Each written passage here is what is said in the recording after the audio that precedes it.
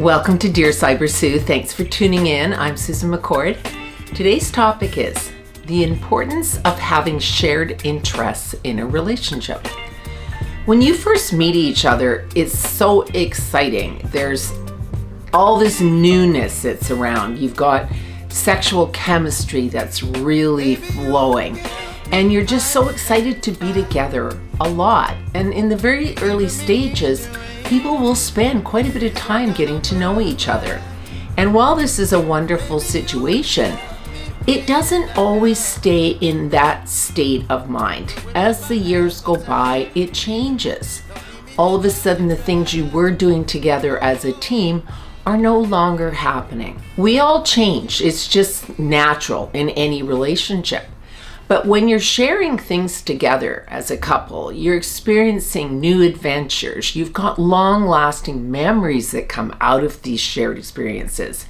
And so what it does is it takes the conflict out of your relationship for the most part.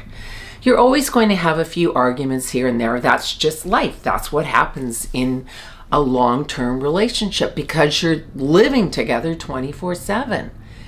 But if you can have goals and achievements that you do as a couple together, you are now changing the environment to a happier place.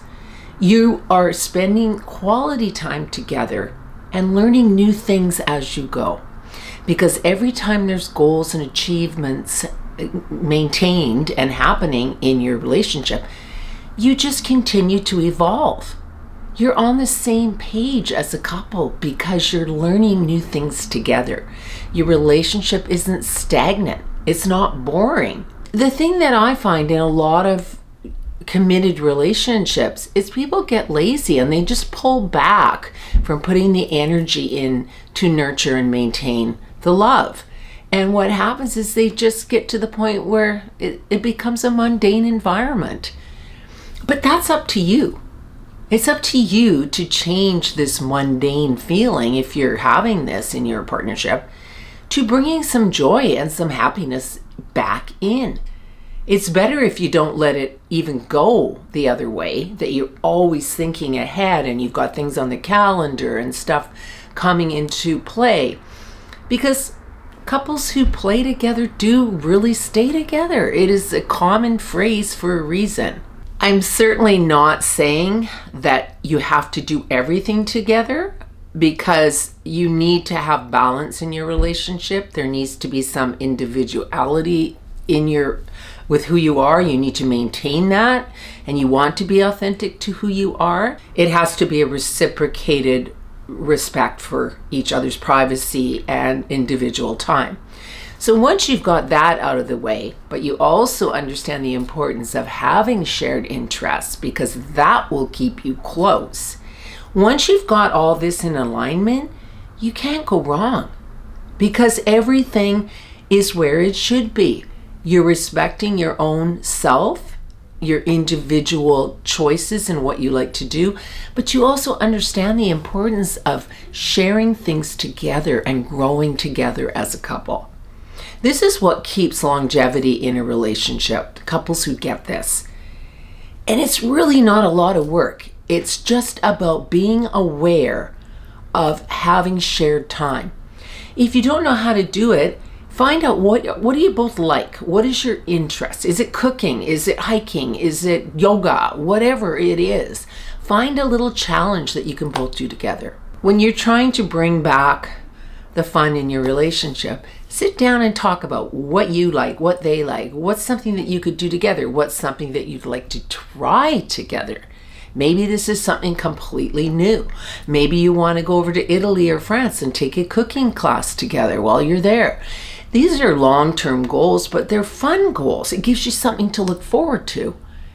And this is important because when you have things you're excited about in your relationship, it makes you excited to be with your partner, period. It just enhances the connection that you already share. When you have interests and things that you do together as a couple, it naturally bonds you together because it's something that you're going to be doing on a regular basis. So it's routine, but it's not boring routine. It's something you both enjoy doing. And I would also suggest taking turns planning something exciting. You can turn your shared interest into a romantic date night. It could be something as simple as making a themed dinner together as a couple in your home, or maybe going on a romantic sunset hike somewhere. There's all sorts of things that you can implement in to keep the bond between you in a really strong place. The trick is you have to both be on the same page.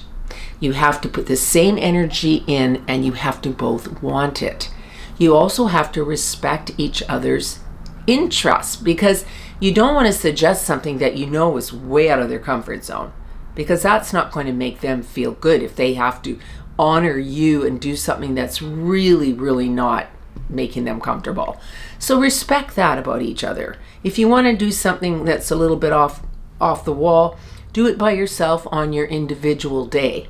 Whether it's jumping out of an airplane or something along those lines, just do those things when you're by yourself and having your alone time. When you're a couple, find things that you're both compatible with. Like, is it something that you both wanted to try but you never have? And it's something that, oh, let's do that. Let's put that on the list and we'll try that on the calendar in a couple of months. Whatever the situation is, be on board with it and compromise. You always have to compromise a little bit because it might be out of your comfort zone, just a bit.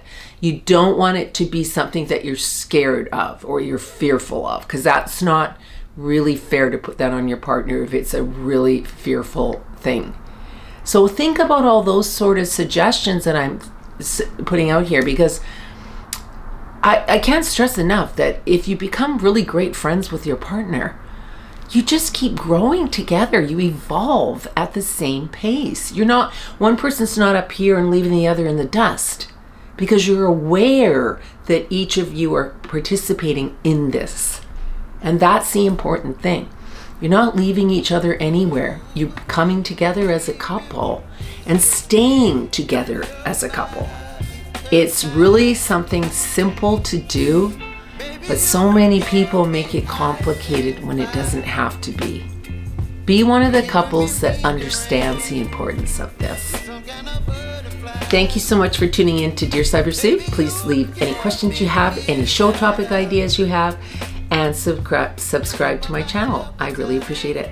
Thanks so much, everyone. Bye-bye.